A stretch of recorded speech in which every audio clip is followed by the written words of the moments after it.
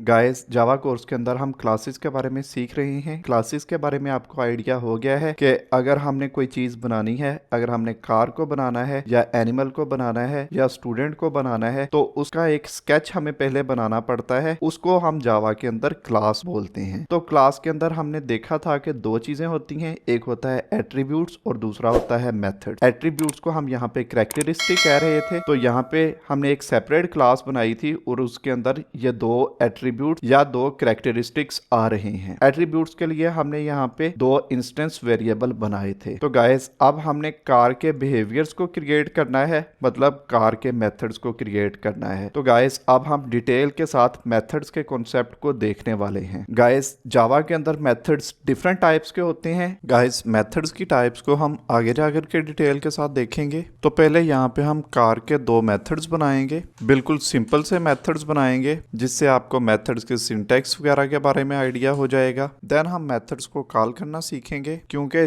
जब तक आप मेथड को कॉल नहीं करते तब तक आप मेथड की आउटपुट नहीं देख सकते। देन हम सेपरेट एक पैकेज बनाएंगे और उसके अंदर हम मेथड्स की जितनी भी टाइप्स हैं उनको देखेंगे और मेथड्स को यूज करते हुए हम कैलकुलेटर को बनाना सीखेंगे। देन जब आपको मेथड्स के बारे में डिटेल से आइडिया हो जाएगा तो हम एक क्लास के अंदर एट्रीब्यूट्स और मेथड्स दोनों को यूज करना सीखेंगे। तो गाइस अब हम ड्राइविंग और ब्रेक के प्रोसेस के लिए मेथड्स बनाने जा रहे हैं। तो उसके लिए मैं चलता हूं क्लास कार के अंदर। तो क्लास कार के अंदर मैं आ गया हूं। तो अब हमने मेथड को क्रिएट करना है, तो डेफिनेटली यहाँ पे मेथड का कोई ना कोई सिंटैक्स होगा। तो सबसे पहले हमें यहाँ पे इसकी रिटर्न टाइप देनी पड़ती है। तो रिटर्न टाइप यहाँ पे मैं इसकी वॉइड दे दूंगा और यहाँ पे मैं ड्राइविंग के लिए मेथड बना रहा हूँ। तो मेथड का नाम लिखूंगा, राउंड ब्रैकेट्स लगाऊंगा और आगे कर्ली ब्रेसेस लगा दूंगा। गाइस यहाँ पे हम ड्राइविंग का कंप्लीट प्रोसेस लिखेंगे। तो यहाँ पे हम लिखेंगे कि कार किस तरह से स्टार्ट होती है, देन किस तरह से हम रेस वगैरह देते हैं, ये सारी चीजें यहाँ हम डिटेल से लिखेंगे। लेकिन गाइस अब तो ऑटोमेटिक कार्स आ रही हैं, तो डेफिनेटली हमारी कार भी ऑटोमेटिक है। तो सिंपली यहाँ पे system dot out dot println के अंदर हम ऑटोमेटिक कार लिख देंगे, क्योंकि हमारी कार ही ऑटोमेटिक है। तो यहाँ पे दूसरी चीजों की हमें जरूरत ही नहीं है। तो यहाँ पे ऑटोमेटिक ड्राइविंग होगी हमारी कार के अंदर। और एक और हमें यहाँ पे मेथड बनाना है ब्रेक के लिए। तो जब कार आपकी ऑटोमेटिक है तो ब्रेक भी डेफिनेटली ऑटोमेटिक ही होगी। तो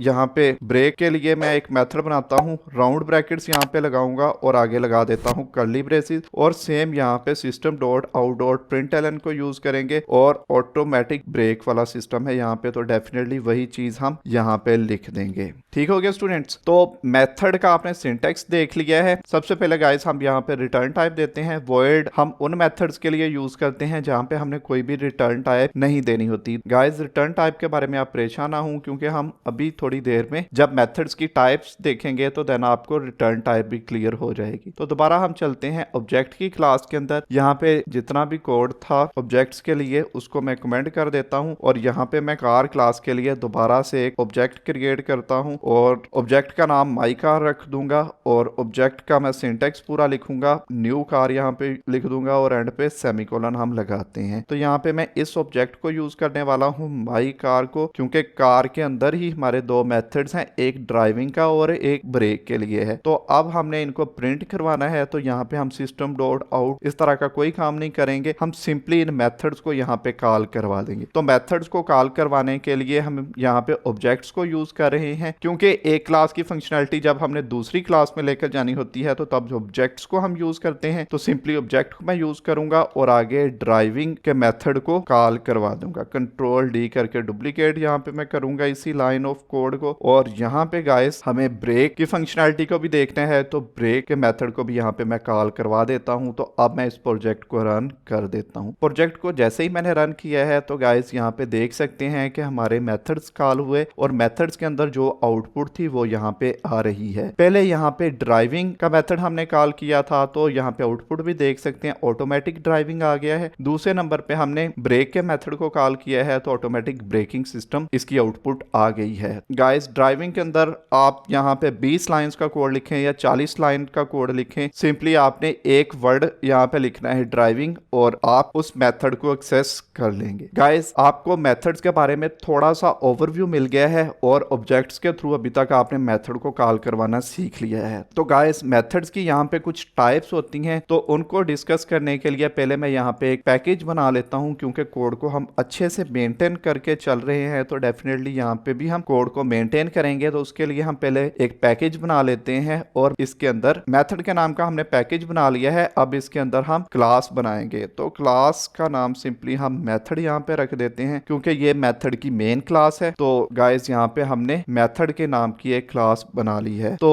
इसके अंदर गाइस हम मेन मेथड को कॉल करवा देंगे क्योंकि हम हर बार न्यू प्रोजेक्ट को क्रिएट नहीं कर रहे। तो जो हमारा न्यू टॉपिक होगा तो उसके लिए हम एक तो मेन मेथड को डेफिनेटली यूज करते ही हैं। बाकी जितनी भी क्लासेस हैं इनके साथ आपका कोई ताल्लुक नहीं रहा, सिंपली आपने मेथड्स के अंदर इस क्लास को ओपन कर लेना है। बाकी जितनी भी क्लासेस हैं इनको हम क्लोज कर देते हैं। तो गाइस अब हम मेथड्स की टाइप्स के बारे में सीखते हैं। गाइस मेथड्स की टाइप्स को तो हम देखेंगे ही, लेकिन उससे पहले हम देख लेते हैं कि मेथड को हम किस तरह से डिक्लेयर करते हैं। गाइस यहाँ पे हमने मेथड को डिक्लेयर तो किया, लेकिन यहाँ पे आपको डिटेल के साथ सिंपली दो वर्ड्स की अंडरस्टैंडिंग हुई है कि ये मेथड का नाम है और ये रिटर्न टाइप है। तो गाइस यहाँ पे हमने एक्सेस स्पेसिफायर को यूज नहीं किया। गाइस एक्सेस स्पेसिफायर मेथड के अंदर सबसे पहले आता है। तो एक्सेस स्पेसिफायर मल्टीपल टाइप्स के होते हैं। सबसे फेमस जो एक्सेस स्पेसिफायर है वो है पब्लिक, प्राइवेट और प्रोटेक्टेड। पब्लिक और प्राइवेट एक्सेस स्पेसिफायर के बारे में हम डिटेल के साथ देखेंगे। प्रोटेक्टेड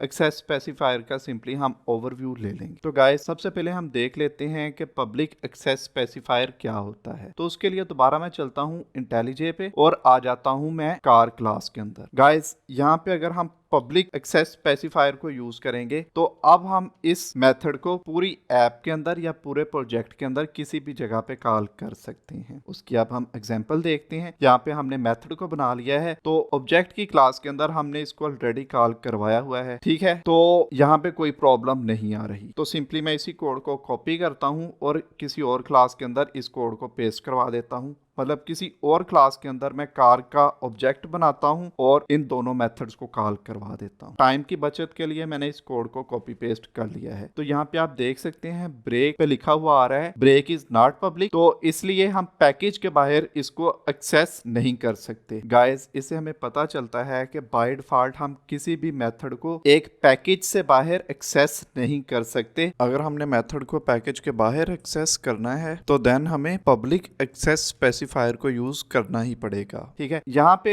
आपने देखा कि एक ही पैकेज के अंदर कार भी है और ऑब्जेक्ट भी है। मतलब इस फोल्डर को हम यहाँ पे पैकेज बोलते हैं। तो ऑब्जेक्ट यहाँ पे हमने बनाया था माई कार का ऑब्जेक्ट क्लास के अंदर, तो यहाँ पे तो कोई मसला नहीं हुआ। लेकिन इस पैकेज से बाहर हम दूसरी जगह पर जा करके हमने कार का ऑब्जेक्ट बना करके उसके मेथड को एक्सेस करना चाहा तो तब हमें प्रॉब्लम फेस करना पड़ी। अगर गाइस हम कार के अंदर आएंगे और इसको मैं पब्लिक कर देता हूं, ठीक है। तो पब्लिक मैंने कर दिया है इसे और दोबारा चलता हूं कमेंट क्लास के अंदर, तो यहाँ पे आप देख सकते हैं हमारा प्रॉब्लम सॉल्व हो गया है। तो गाइस अब मैं इसको रन करके दिखा देता हूं। तो उसके लिए मुझे यहाँ पे कमेंट क्लास को सिलेक्ट करना पड़ेगा। तो यहाँ पे मैं आता हूँ और कमेंट क्लास को एक्सेस करता हूँ, ओके, और इसको ओके कर दूंगा और मैं रन कर देता हूँ प्रोजेक्ट को। तो यहाँ पे गाइस आप देख सकते हैं कि दोनों मेथड्स की आउटपुट आ गई है और यहाँ पे एक और लाइन कमेंट हुई थी उसकी आउटपुट भी आ गई है। होप सो स्टूडेंट्स आपको पब्लिक एक्सेस स्पेसिफायर के बारे में आइडिया हो गया है और बाय डिफॉल्ट मेथड का जो एक्सेस स्पेसिफायर होता है उसके बारे में भी आइडिया हो गया है। यहाँ पे गाइस मैंने रिमूव कर दिया है पब्लिक को। तो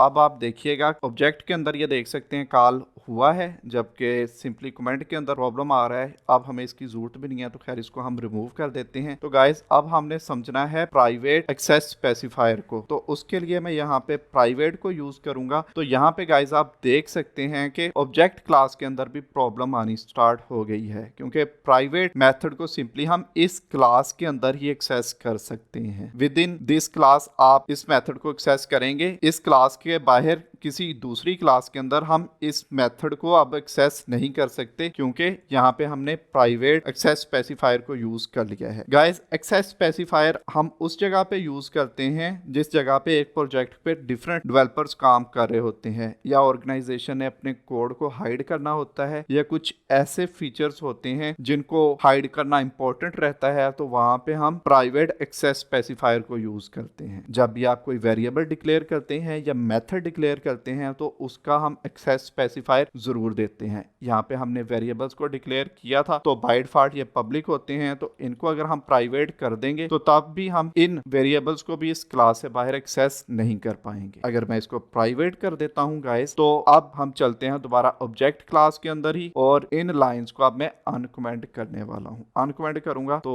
यहाँ पे गाइस आप देख सकते हैं स्पीड के अंदर कि स्पीड के अंदर भी प्रॉब्लम आना स्टार्ट हो गया है, मतलब स्पीड वेरिएबल भी यहाँ पे अब एक्सेस नहीं हो पा रहा। गाइस इस कोड को मैं दोबारा से कमेंट कर देता हूँ और इस लाइन को मैं अब अनकमेंट कर देता हूँ, और यहाँ पे जो ड्राइविंग का प्रॉब्लम आ रहा है तो उसके लिए मैं चलता हूँ दोबारा कार के अंदर और यहाँ पे प्राइवेट को रिमूव कर दूंगा, तो देख सकते हैं हमारा प्रॉब्लम सॉल्व हो गया है। होप सो स्टूडेंट्स आपको पब्लिक, प्रोटेक्टेड और बाय डिफॉल्ट एक्सेस स्पेसिफायर के बारे में अच्छे से आइडिया हो गया है। तो प्रोटेक्टेड के बारे में थोड़ा सा हम ओवरव्यू ले लेते हैं। वैसे हम इसको यहाँ पे यूज नहीं करेंगे कि जब हम प्रोटेक्टेड एक्सेस स्पेसिफायर को किसी मेथड के साथ यूज करते हैं तो उस मेथड को हम सेम पैकेज के अंदर एक्सेस कर सकते हैं। ठीक है, सिंपली आप यही समझ लीजिए कि अगर हम इसको प्रोटेक्टेड कर देते हैं, सही है, इसको हमने प्रोटेक्टेड कर दिया, तो गाइस इस कार क्लास के अंदर ये मेथड है, तो इस पैकेज के अंदर अब हम इसको एक्सेस कर सकते हैं, मतलब ऑब्जेक्ट क्लास के अंदर हम इसको एक्सेस कर सकते हैं। अगर सेम कोड हम किसी और जगह पे लिख देते हैं, देख सकते हैं हम कुछ animal.java क्लास के अंदर इस कोड को पेस्ट करवाते हैं, तो यहाँ पे देख सकते हैं प्रॉब्लम आ रहा है। तो प्रॉब्लम आप देख सकते हैं कि ड्राइविंग प्रोटेक्टेड एक्सेस स्पेसिफायर है, तो इसको हम यहाँ पे यूज नहीं कर सकते। इसको हम पब्लिक करेंगे तो तभी हम पैकेज से बाहर इस मेथड को यूज कर सकते हैं। होप सो स्टूडेंट्स आपको प्रोटेक्टेड के बारे में भी अब आइडिया हो गया है। तो गाइज एक्सेस स्पेसिफायर के बारे में आपको आइडिया हो गया है, तो अब हम थोड़ा सा नेक्स्ट मूव करते हैं। लेकिन उससे पहले अगर आपने अभी तक नीट रूट्स को सब्सक्राइब नहीं किया तो नीट रूट्स को सब्सक्राइब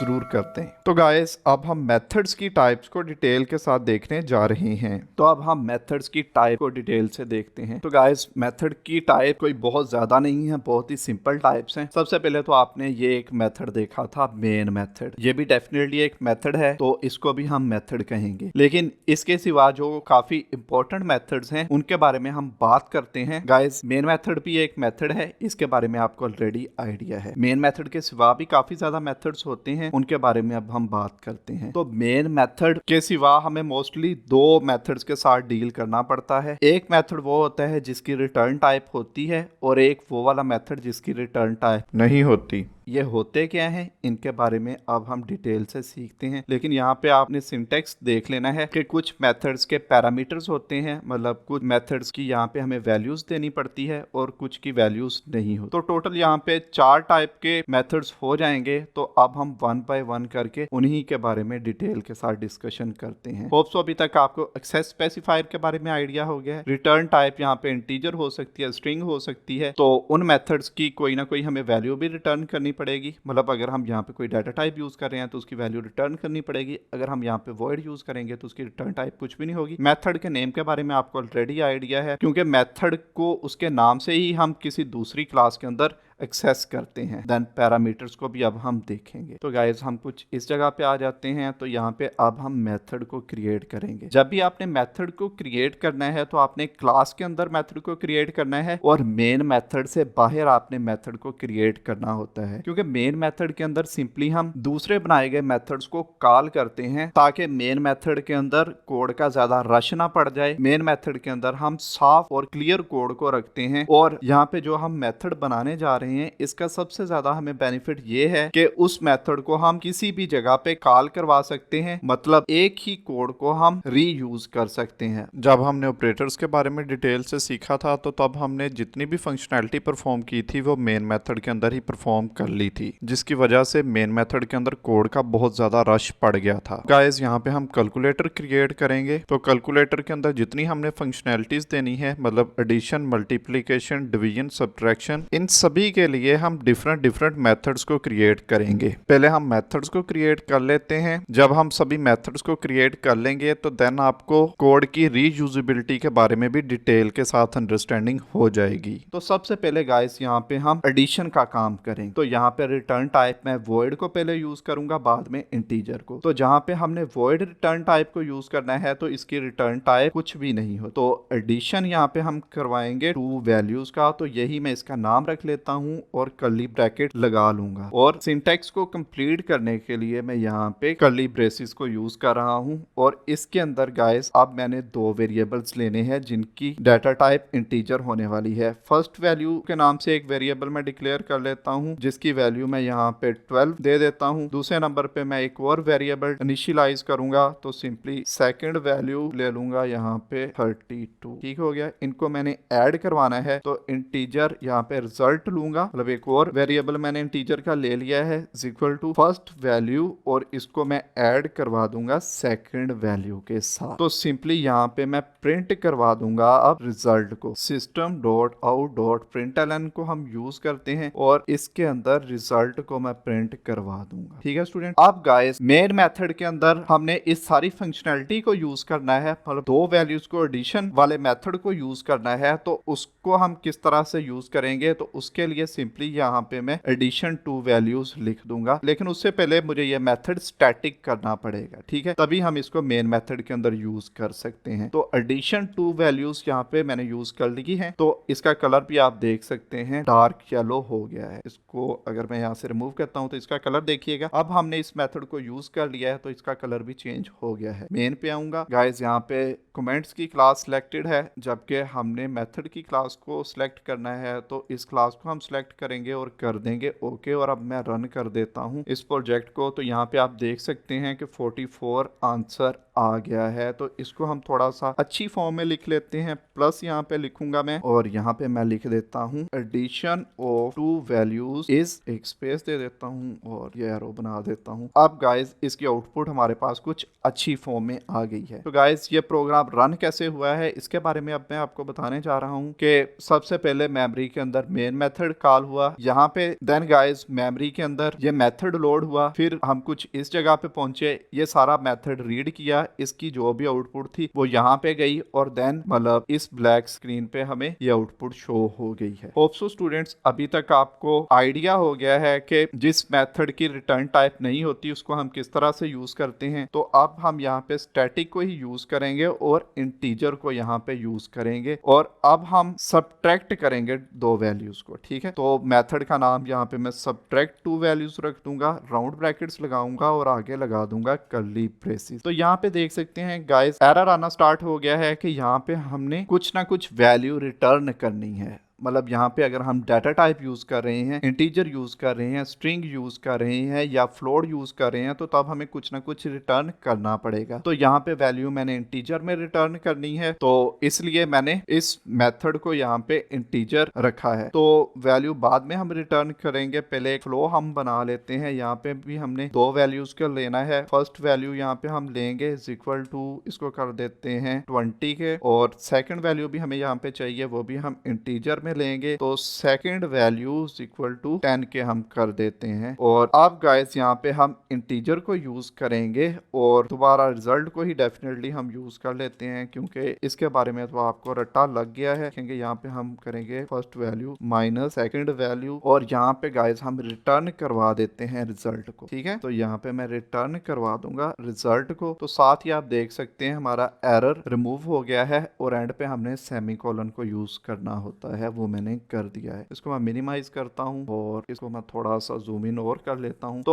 अब गाइस मेन मेथड के अंदर हम जाएंगे और हम यहाँ पे इस मेथड को अब कॉल करेंगे। तो यहाँ पे सब्ट्रैक्ट टू वैल्यूज अगर मैं लिख देता हूँ, ये मेथड तो हमने यहाँ पे लिख दिया है, लेकिन अगर मैं इसको अब रन करता हूँ तो इसकी आप आउटपुट देखिएगा कि सिंपली एडिशन टू वैल्यूज की आउटपुट ही आ रही है, इसकी कोई भी आउटपुट नहीं आ रही। वो इसलिए क्योंकि यहाँ पे हमने system dot out dot println को यूज नहीं किया, मतलब कोई भी वैल्यू हमने शो नहीं करवाई। तो गाइस अब हमने इस मेथड की जो वैल्यू रिटर्न हो रही है उसको प्रिंट करवाना है। तो प्रिंट करवाने के लिए हम system dot out dot println को ही यूज करेंगे। तो उसके लिए मैं यहाँ पे system dot out dot println को यूज करूंगा, लेकिन गाइस यहाँ से हमें एक वैल्यू रिटर्न मिल रही है। तो उस वैल्यू को यहाँ पे एक्सेप्ट करने के लिए मुझे एक और वेरिएबल को डिक्लेयर करवाना पड़ेगा और वो वेरिएबल इंटीजर टाइप का ही होगा। तो ये सब्ट्रैक्शन का रिजल्ट हमें यहाँ से मिल मिलने वाला है, तो इस वेरिएबल का नाम भी मैं सब्ट्रैक्शन रिजल्ट ही रखूंगा। ठीक है, तो सब्ट्रैक्शन रिजल्ट मैंने वेरिएबल का नाम रख दिया है। अब ये इक्वल टू किसके है,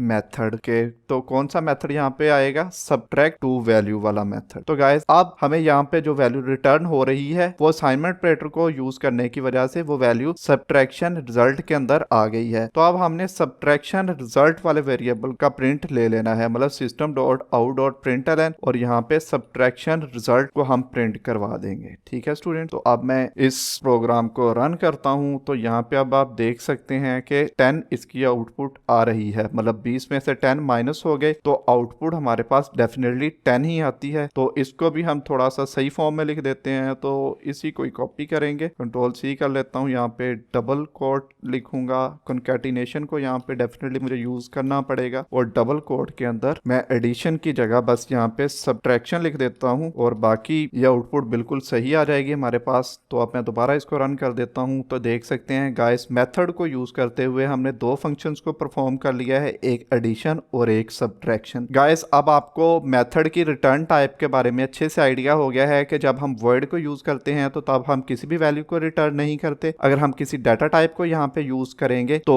उसकी रिटर्न टाइप भी होगी, और इस मेथड को अगर हम मेन मेथड के अंदर यूज करेंगे तो उसको हम कुछ इस तरह से यूज करेंगे। हम डायरेक्ट सिंपली उसका नाम नहीं लिखेंगे। अगर हम डायरेक्ट सिंपली उस वेरिएबल को लिख देंगे, मतलब नाम लिख देंगे, तो देन अगर आपने यहाँ पे आउटपुट वगैरह कुछ शो करवाई है तो वो आप देख सकेंगे। नहीं तो अगर आपने आउटपुट नहीं दिखाई तो आउटपुट आप इस जगह पे भी शो करवा सकते हैं। होप सो स्टूडेंट्स, यहाँ तक आपको दो मेथड्स के बारे में आइडिया हो गया है। तो गाइस अगर अभी तक आपको मेथड्स के बारे में डिटेल के साथ अंडरस्टैंडिंग हो गई है तो वीडियो को लाइक कर दीजिए, और कमेंट सेक्शन में आप ये बता दीजिए कि आप इस ट्यूटोरियल को कंप्यूटर पे देख रहे हैं, लैपटॉप पे देख रहे हैं या मोबाइल पे। तो आप जिस डिवाइस पे इस ट्यूटोरियल को देख रहे हैं वो कमेंट सेक्शन में लिख दीजिए। तो गाइस अब हम पैरामीटर्स वाले मेथड्स को देखेंगे। पैरामीटर्स मतलब अगर आप चाहते हैं कि ये वैल्यू आपने हर बार खुद से प्रोवाइड करनी है, यहाँ पे तो मेथड के अंदर जो वैल्यू रहेगी उसी का आउटपुट हमें यहाँ पे शो होता रहेगा, लेकिन ये कोई अच्छी प्रैक्टिस नहीं है। आप चाहते हैं कि आपने अगर दो वैल्यूज को कैलकुलेट करना है तो आप यहाँ पे मेथड को कॉल करें और खुद से यहाँ पे दो वैल्यूज दे दें और उसका आउटपुट आपको मिल जाए। तो अब हम कुछ ऐसा काम करेंगे गाइस, अगर आपने मेथड को कोई ना कोई वैल्यू देनी है,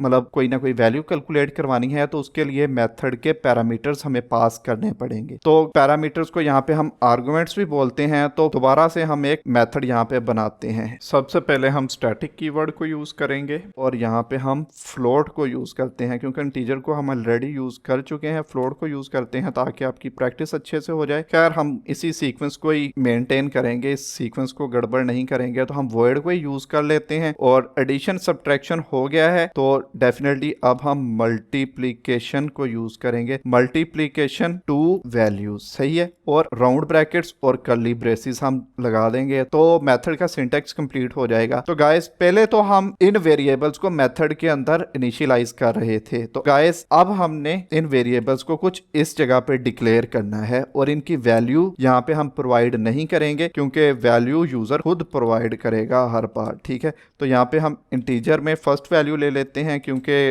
फर्स्ट वैल्यू तो इंटीजर के अंदर ही होने वाली है। और सेम यहाँ पे एक और वेरिएबल को मैं डिक्लेयर कर देता हूँ सेकंड वैल्यू को। तो यहाँ पे सिंपली मैं रिजल्ट को लूंगा। रिजल्ट डेफिनेटली इंटीजर के अंदर ही आने वाला है, तो result is equal to first value, और इसको हम मल्टीप्लाई करवा देंगे सेकंड वैल्यू के साथ। ठीक है स्टूडेंट्स, मल्टीप्लाई सेकंड वैल्यू, और यहाँ पे मैं कॉमा लगा देता हूँ, और system dot out dot println को हम यूज करेंगे, और आउटपुट यहाँ पे रिजल्ट ही हम शो करवाएंगे। डबल कोट्स यहाँ पे लगाएंगे, कॉन्कैटिनेशन को यूज करेंगे, और इसी को ही हम यहाँ पे कॉपी करेंगे, कंट्रोल सी, और यहाँ पे करवा देते हैं पेस्ट, कंट्रोल वी, और यहाँ पे मल्टीप्लीकेशन को अब हम यूज कर लेंगे। तो गाइस इस मेथड को सिंपली अब हम इस जगह पे यूज करेंगे। तो पहले दोनों मेथड्स को मैं यहाँ पे कमेंट कर देता हूँ, कंट्रोल फ्रंट स्लैश को यूज करके। इस मेथड का नाम है मल्टीप्लीकेशन टू वैल्यूज, उसी मेथड को मैं यहाँ पे लिखूंगा। तो यहाँ पे अब हमें वैल्यूज देनी पड़ेंगी। ठीक है, तो फर्स्ट वैल्यू मैं 2 दे देता हूँ,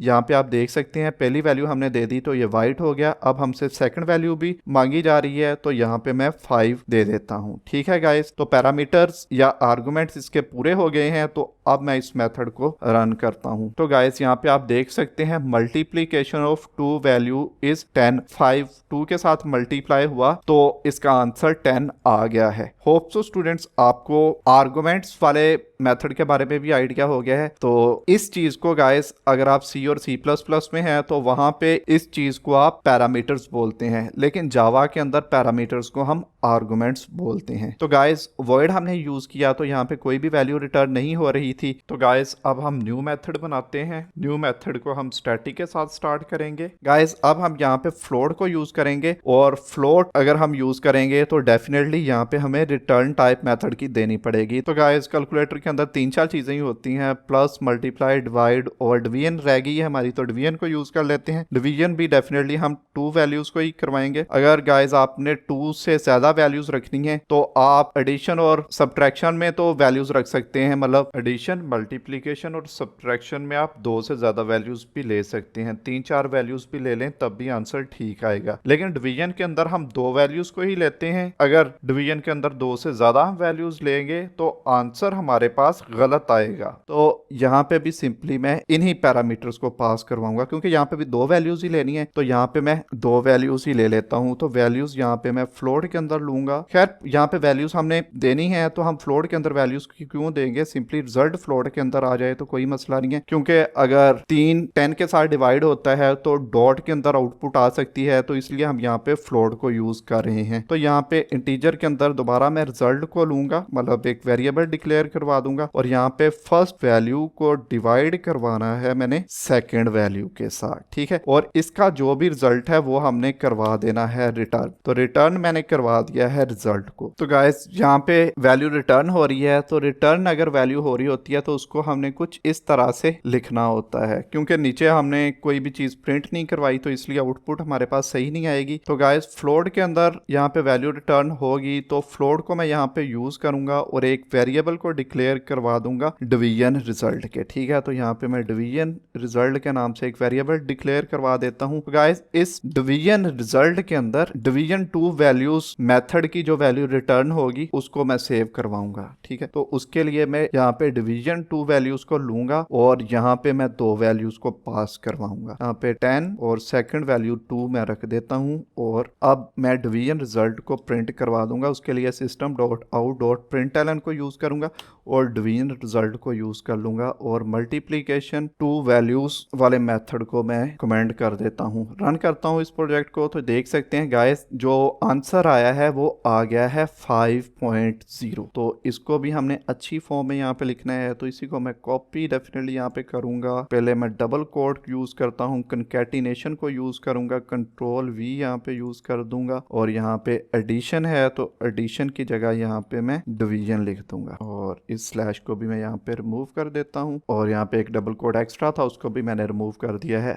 अब मैं रन करता हूँ तो यहाँ पे देख सकते हैं आंसर 5 आ गया है। अगर यहाँ पे गाइस वैल्यू 11 हो जाती है तो आउटपुट गाइस आप देख सकते हैं कि 5.0 इसकी आउटपुट आ रही है। तो अगर आप चाहते हैं कि इसकी आउटपुट आए 5.5, क्योंकि इसका आंसर 5.5 आना चाहिए, तो इन वैल्यूज को भी आपने फ्लोट में लिख देना है और इस वैल्यू को भी आपने फ्लोट में लिखना है। देन इंटीजर को भी आप फ्लोट कर दीजिए। अब मैं इसको रन करूंगा तो जो आउटपुट है वो देख सकते हैं 5.5 आ गई है। तो स्टूडेंट्स अब आपको मेथड्स के बारे में काफी अच्छे से आइडिया हो गया है। तो अब गाइस हम मेथड्स को यूज करते हुए ही एक कंप्लीट रोबोट बनाएंगे। तो रोबोट काफी ज्यादा इंटरेस्टिंग होने वाला है। तो गाइस अभी तक मेथड्स आपके क्लियर हो गए हैं कि एक तो होते हैं मेथड जिसकी कोई ना कोई वैल्यू रिटर्न होती है, एक वो वाले मेथड होते हैं जिनपे हम वैल्यू को रिटर्न करवाते हैं। दोनों के सिनेरियोज भी आपने देख लिए। देन आर्गुमेंट्स के बारे में भी आपको आइडिया हो गया कि आर्गुमेंट्स हम किस तरह से पास करवाते हैं। आर्गुमेंट हमने उस वॉइड वाले मेथड के अंदर भी पास करवाने सीखे। देन हमने फ्लोट वाले मेथड के अंदर, मतलब जिस मेथड की कोई ना कोई वैल्यू रिटर्न होती है उसके अंदर भी हमने आर्गुमेंट को पास करवाना सीख लिया है।